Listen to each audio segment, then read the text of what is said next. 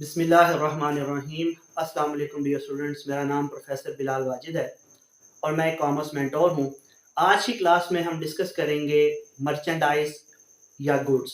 Merchandise भी इनको कहा जाता है और गुड्स भी कहा जाता है।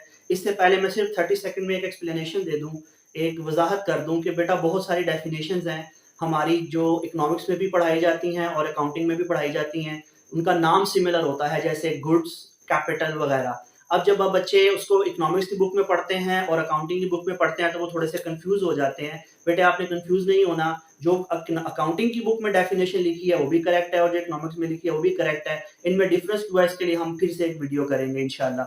तो आज हमारा जो टॉपिक है वो है मर्चेंडाइज, मर्चेंडाइज एंड गुड्स।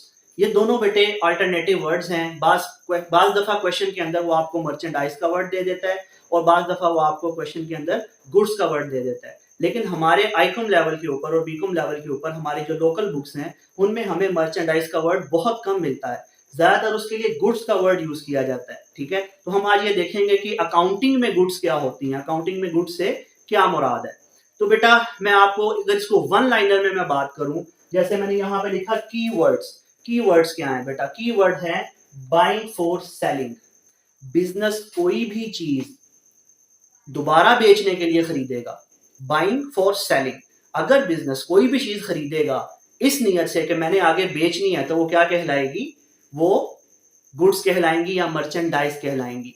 अच्छा, इसको अब अपनी नॉर्मल लाइफ के साथ हम इसको जरा लिंक करते हैं ताकि हमें समझ आ जाए। देखें बेटा, हम डेली बेसिस पे क्या खरीदते हैं? लेस खरीदते हैं। लेस खरीदे, पैकेट खोला, खा गए। कोक की बोतल खरीदी, पी गए, चढ़ा गए। इसी तरह हमने बेटा मोबाइल खरीदा, डब्बा खोला, उसको हमने डब्बा खोला और उसको हमने इस्तेमाल करना शुरू कर दिया। कोई इशू नहीं, कोई मसला नहीं, कोई प्रॉब्लम नहीं। लेकिन बेटा ये सब बिजनेस के अंदर गुड्स की डेफिनेशन में नहीं आएंगे। क्यों?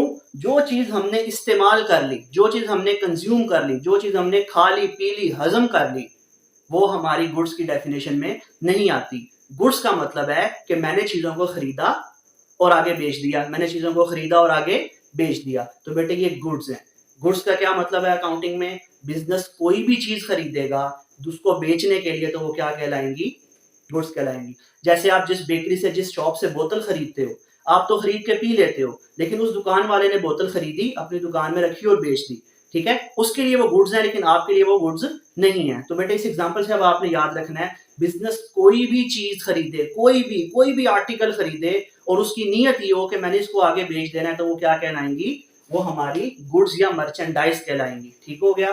अब बेटा कीवर्ड्स मैंने आपको बता दिए, बाइंग फॉर सेलिंग। ये तीन वर्ड अगर आप याद रखें, बाइंग फॉर सेलिंग, कोई भी चीज आपने खरीदी है दोबारा बेचने के लिए तो वो आपकी मर्चेंडाइज है। अब इसकी जो प्रॉपर बुकिश डेफिनेशन है जो आपने पेपर में भी लिखनी है और 2 नंबर की आएगी बेटा, वो क्या है?